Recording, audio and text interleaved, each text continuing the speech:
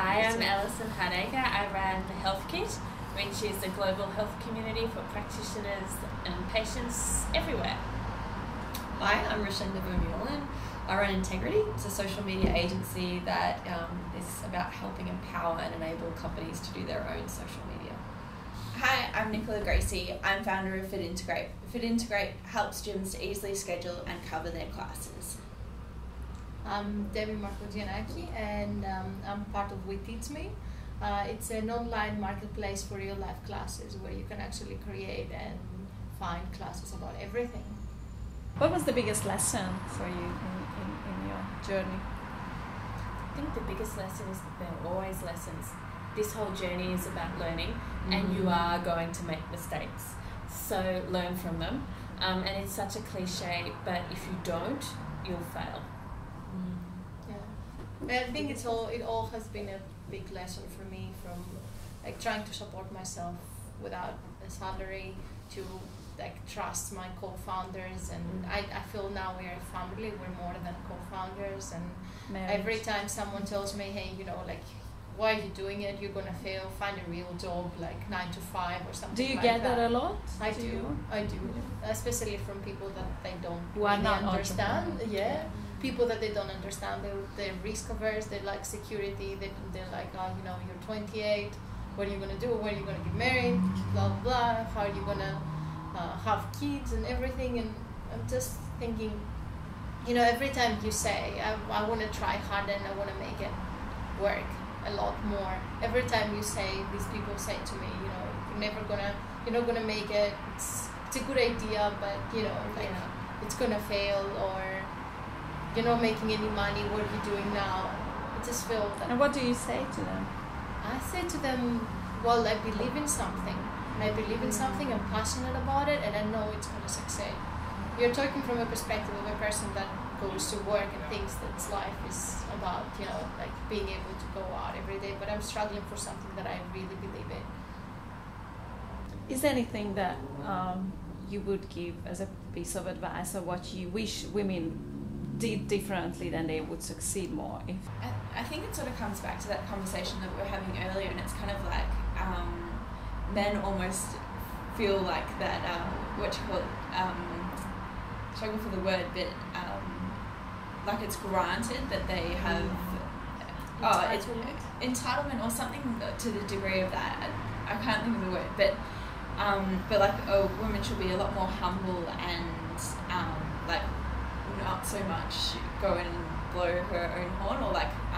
Is it the fear of being a show? I think it's also that the women like both in 80s or 90s or even today, they just need to be more secure because they're looking to have children or something like that, and most of them would come up to a point where they would say, what if I want to have kids? So unless you're 20, 21, 22, like when you're 28, I see that my parents sometimes they're like, you're gonna find a job, and like they support me in every step, but you get that from everywhere around you. The more you grow up, well, if you're a guy, they encourage you. They're like, you're 35 up until you get a family or whatever. You just need to. It just always comes up to how secure you feel whatever you're doing. Because a business might take quite a while to take off and make a salary, manage to make a salary or make some money out of it.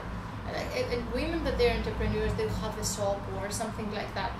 They can actually, get into it a lot easier. But startups, it's just very, very hard to to start with, and it might take a year just to implement the idea and bring something out, and then you might change it, and it needs it to be very flexible and pivot, and it's just really, really hard.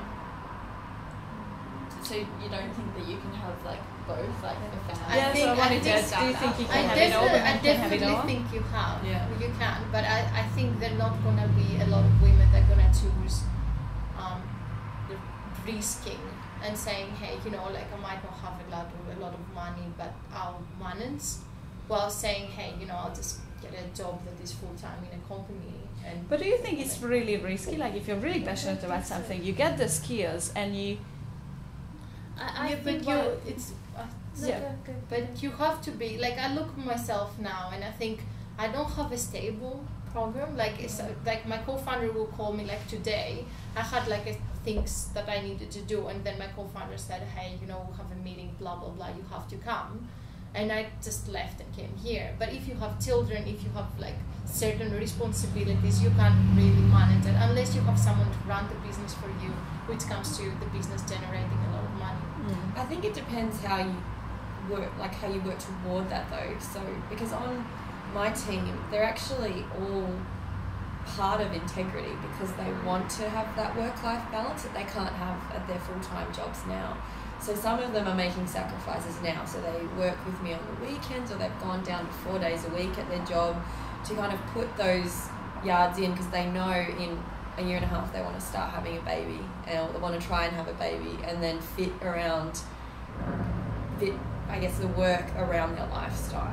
So for them, it's actually less risky to start there than to stay in a full-time job because then you have nothing to. And some say people have that risk of looking back and regretting not doing it. That's like a bigger risk than risking your stability. I think in my experience in the corporate world, even if you're a permanent employee, you're actually just a permanent contractor because the shifting sands of politics mean that you could be out, not of your own fault.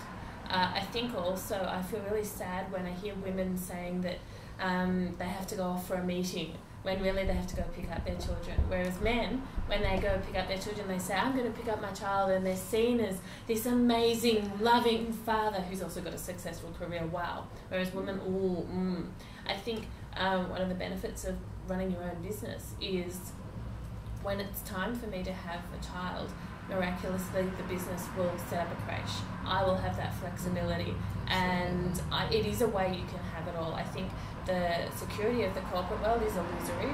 I think the security of a startup and doing something that you're passionate is not so evident, but when you actually think about it, as you were saying, it is so true. Like it makes such a big difference because I see like what the girls were saying. I've never worked corporate, so I came out of the university and directly I went like through working at a newspaper, which was a lot more flexible, into working at a startup. But like, you know, when I see how like the girls feel about the working at the corporate sector, it just like feels.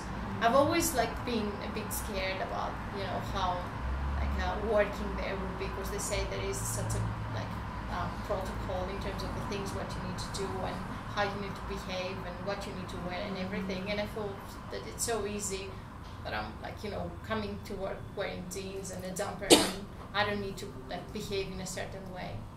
I think over and over again, I'm sure that you've seen it too, you see women that have jobs that go on maternity leave and they come back to a different job. Yeah. Their skill set, they have a new manager who doesn't understand what they're good at or what they actually can give the company, and they're completely underestimated and undervalued in a relatively small amount of time. So you might have ultimate job security, but you have no guaranteed career progression or even challenge or job satisfaction. And if you can take a bit of a risk to know that you're going to be in a better place in a year. Why should we have more women entrepreneurs? I think whenever more women are involved in any faction of the workplace, it better represents the whole of humanity. You bring more people, more people's perspectives, more people's understanding. You better represent diversity and the population than you do if you just have one gender dominating type of industry. But that's just off the top of my head. Personally, I don't think there are that many differences between men and women at all. But what I would say in answer to your question is that society has missed out when 50% of the population is not used to its fullest potential, and that by allowing women, enabling women, or facilitating women to become entrepreneurs, you're actually getting a far better society, because so many more people are being used to their fullest potential in order to change the world and make it a better place. Best of luck with all your journeys and ventures, and let's change the world together. Yeah. Thank you. Thank you. Thank you.